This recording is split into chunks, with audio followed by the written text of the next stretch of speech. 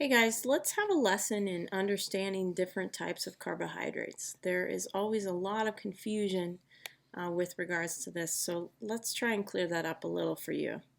Okay, carbohydrates can be broken down into basically three types: fibrous, starchy carbs, and more of a high sugar carbohydrate.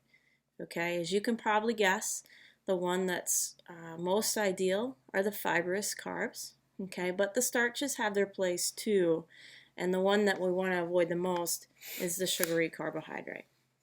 Let's talk about the fibrous carbs. Okay, these are very slow digesting. It takes the body a while to break these down. Okay, they don't generally produce an insulin response. Okay, and that'll be crucial in a bit. We'll talk about that. Some examples would be most vegetables, really: broccoli, spinach, cauliflower, really anything that's not a starchy type of vegetable like corn. Okay, you also will see fiber identified on a label. So how much of something is fiber will be identified for you, usually right under carbohydrates on a label. Starchy carbohydrates are a little bit faster digesting, meaning they get broken down a little bit quicker. Okay, these do generate a moderate insulin response. All right, examples of this are potatoes, corn, beans, whole wheat bread, whole wheat pasta, and so forth. Okay, now these do have a place. You do need some of this stuff to keep you functioning well. You shouldn't be eliminating these from your diet. Rather, we'll talk about the timing of when to have these. Okay, finally, just pure sugar. Okay, these are broken down very fast. The sugar enters your bloodstream very quickly, and that's something your body really doesn't like, so it produces insulin. Examples of this are things like soda, sweets, candy, cookies, cake.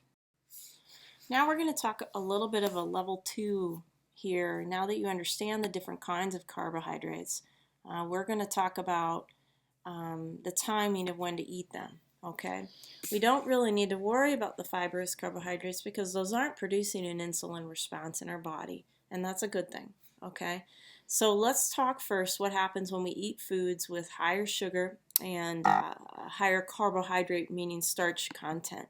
Okay, what happens, especially the higher sugar foods, when we eat those quickly, that causes an increase in our blood sugar. The body does not like an increase in its blood sugar. It likes to be very stable at all times, okay?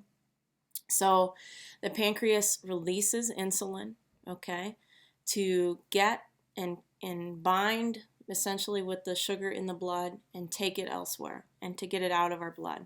Two things at that point can happen, okay?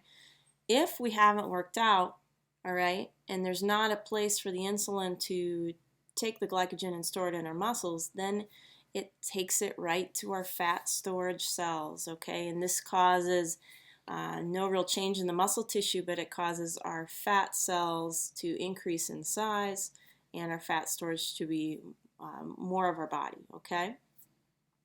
If we've worked out, 1 to 2 hours post-workout, we actually have space for this carbohydrate to go into our muscle cells, and this is ideal actually.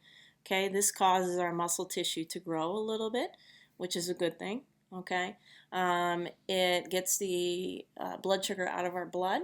Okay, and it replenishes our body of nutrients that it needs. Okay, and that is a good thing.